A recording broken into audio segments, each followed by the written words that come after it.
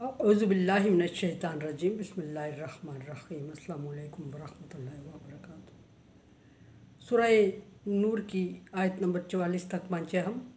आज मैं उससे ज़रा हट के बात करना चाहती हूँ और फिर माजरत ख़्वाह हूँ कि यकम मुहर्रम अल हराम का मैसेज मिस कर गई हूँ। कुछ तबीयत की ख़राबी और कुछ आउट होने की वजह से घर से रिकॉर्डिंग में जो मैसेज जो वीडियोस लगी हुई थी उन्हीं को अपलोड किया गया।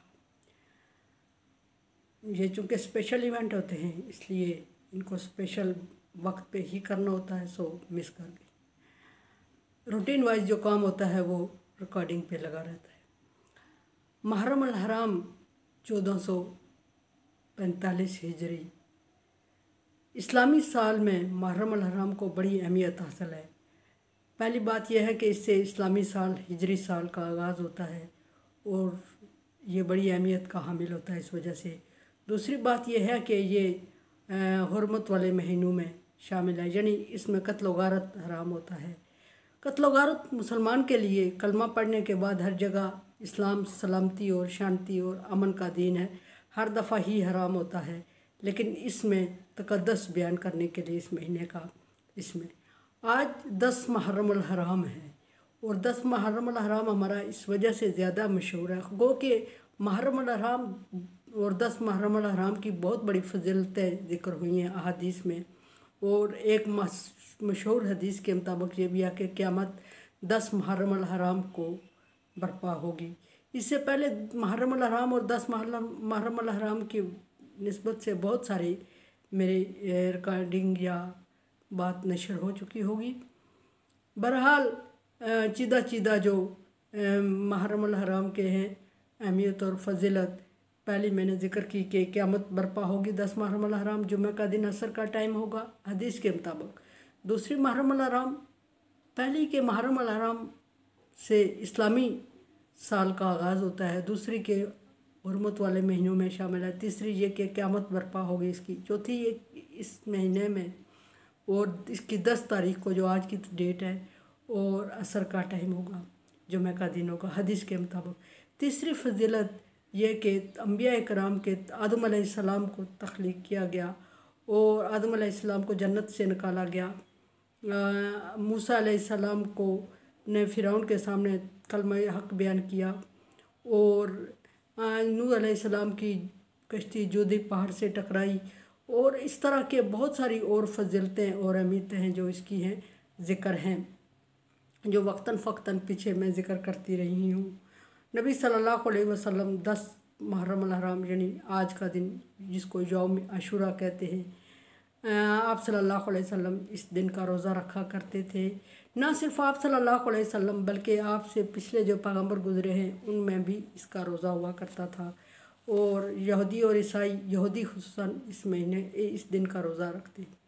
आप सल्लल्लाहु अलैहि वसल्लम से जब अर्ज़ किया सहाबा किराम से ने कि इससे हम यहूदियों से मुशाबहत कर देंगे, तो आपने फिर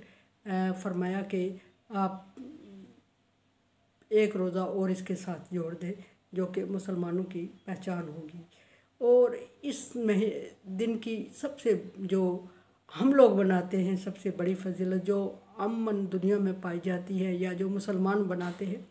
बहुत सारी फजीलतें हैं, सारों को अहमियत हासिल है, किसी एक को ख़ास नहीं करना चाहिए। लेकिन मुसलमानों में ये जो सबसे बड़ी यौम शहादत हज़रत इमाम हुसैन है और यौम शहादत हज़रत इमाम हुसैन को लेके बहुत सारी चीज़ें इसके साथ अटैच की गई हैं जिसको मैं समझती हूँ कि वो ज़रूरी नहीं है। मसलन लंगर देना और ये जुलूस निकालना, और ये हर एक फ़िरके की अपनी, मैं किसी फ़िरका से नहीं छेड़ रही हूँ, मैं सीधी सीधी बात कर रही हूँ। और मैं ये कह रही हूँ कि पाकिस्तान में बहसीत मुसलमान हम बड़ी कौम आबाद है, लेकिन अलमिया ये है कि हम दूसरों के नक्श कदम पर चलते हैं और ना अपनी कोई ज़हनी सलाहियत इस्तेमाल करते हैं और ना दीन इस्लाम को फॉलो करते हैं। तो इस वजह से मतलब एक ग़ुलाम कौम से मुशाबहत लगती है इस तरह की एक्टिविटीज़ में मुलव्वस होना। इमाम हुसैन बिलाशुबा हर एक के लिए हर दिल अजीज़ हैं और इमाम हुसैन अगर दिल अजीज़ है, नवासा रसूल हैं, और वो नवासा रसूल जो आप सल्लल्लाहु अलैहि वसल्लम की गर्दन से लिपटे, आपके कंधे पे खेले, आपकी पीठ पे सवार हुए, क्या क्या निस्बतें हैं आपकी। सो नवासा आप सल्लल्लाहु अलैहि वसल्लम को बहुत अजीज़ थे, उस निस्बत से हमारे लिए भी अजीज़ और रोल मॉडल है। रोल मॉडल हैं तो हमें क्या करना चाहिए और किस तरह की तालीमात हैं इमाम हुसैन की। अमन और शांति का मैसेज दिया इमाम हुसैन ने, दीन की सरबुलंदी के लिए सर कलम करवा दिया, लेकिन जालिम बादशाह के सामने ना झुके और फितना फसाद बर्पा नहीं किया आप रज़ी अल्लाह ताला अन्हु ने, और अपनी सारी कौम को, अपनी औलाद को कुर्बान कर दिया, अपनी बरादरी को, अपने ख़ानदान को कुर्बान कर दिया दीन हक़ की सरबुलंदी के लिए।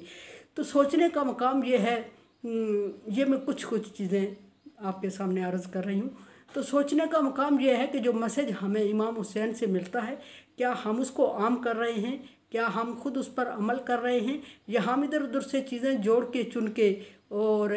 अपनी मर्ज़ी से खूबसूरत बना के उनको इमाम हुसैन का तरीक़ाकार बता रहे हैं या उन पर अमल किए जा रहे हैं और हम समझते हैं कि ये कार सवाब है। ऐसी चीज़ों में जो हम इधर उधर से जोड़ के कर रहे होते हैं, जिनका इस्लाम से दूर दूर तक कोई ताल्लुक़ नहीं होता, उसको इस्लाम से जोड़ना बिदअत कहलाता है। और बिदअत कुफ्र और शिर्क के बाद सबसे बड़ा गुनाह बिदअत है। और ये जो आजकल की जो चीज़ें चल रही हैं, तो मुसलमान बासियत मुसलमान हमारा ये फ़र्ज़ है कि हम अपने इन रोल मॉडल खुसूसन अंबिया इकराम और फिर इमाम हुसैन का जो तरीक़ाकार है उसको ना सिर्फ अपनाएं बल्कि उसको आम करें, और ना सिर्फ आम करें बल्कि अपनी आने वाली नस्लों को इससे रोशनास करवाएं। इसकी अहमियत और फजीलत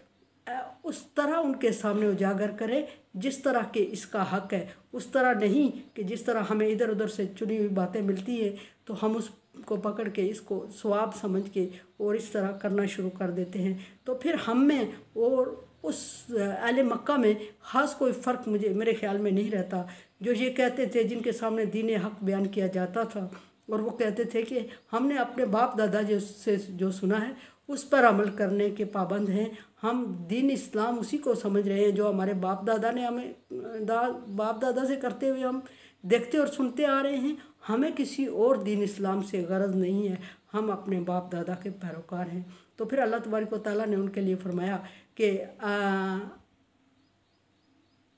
उनके बाप दादा को अफला ताक़िलून, क्या उनके बाप दादा और वो अक्ल नहीं रखते थे कि वो दीन इस्लाम को समझने की बजाय इधर उधर की रवायात और रवाजात को दीन इस्लाम का हिस्सा बना के ना सिर्फ दीन इस्लाम का कत्ल कर रहे हैं, मौजूदा नस्लों को वर्गला रहे हैं, बेरा रवी का शिकार कर रहे हैं, बल्कि दीन इस्लाम को मिटाने का सबब बन रहे हैं। हकीकत में ऐसी चीज़ें जो आजकल के दौर में चल रही हैं, अगर इन पर अगली नस्लें अमल करना शुरू कर देंगी, जिस तरह के हमारी रूटीन है कि बाप दादा के तरीक़ाकार को बाद लोग फुर्माबरदारी समझ के चला रहे होते हैं, आंखें बंद करके उन पर अमल कर रहे होते हैं, कहते हैं हम बाप दादा के फुर्माबरदार हैं। अगर इस्लाम के साथ हम यही सलूक करते रहे कि बाप दादा के फुर्माबरदार हैं और इस्लाम को छानबीन नहीं करेंगे और इस्लाम के मुताबिक ज़िंदगी नहीं गुजारेंगे और उसमें छानबीन करके ये नहीं अलग करेंगे कि हमारे बाप दादा ने कौन सी मिस्टेक हमारे बाप दादा से हो गई, कौन सी इस्लाम की चीज़ें उन तक नहीं पहुँची, कौन सी इस्लाम की चीज़ें उन तक गलत पहुँची, तो अगर इसकी छानबीन करके अलहदा करके हम सुथरा करके अपनी औलाद तक, अपनी नस्ल तक दीन नहीं पहुँचाएँगे तो हम मुजरम हैं। किसके? हम अल्लाह के मुजरम हैं, हम नबी सल्लल्लाहु अलैहि वसल्लम के मुजरम हैं, हम अपनी नस्ल के मुजरम हैं और हम इन हस्तियों की जिनको हम रोल मॉडल समझते हैं उनके मुजरम हैं। सो हज़रत इमाम हुसैन रज़ी अल्लाह ताला अन्हु ने जो पैगामात दिए उन पर ख़ुद भी अमल करें और अपनी नस्लों को भी सिखाएं, ना कि सुनी सुनाई और इधर उधर की उठाई हुई बातों को उनके साथ मंसूब करके जिसका उन्होंने दर्स नहीं दिया उसको कत्ल गारत और शोर ये जो भी है जिसका उन्होंने दर्स नहीं दिया उनको उनसे मंसूब करके उस पर अमल करके अगली नस्ल को गुमराह करने के मुतरादिफ होती है ये चीज़ें। सो वो मैसेज दें जो इमाम हुसैन रज़ी अल्लाह ताला अन्हु से मनक़ूल है।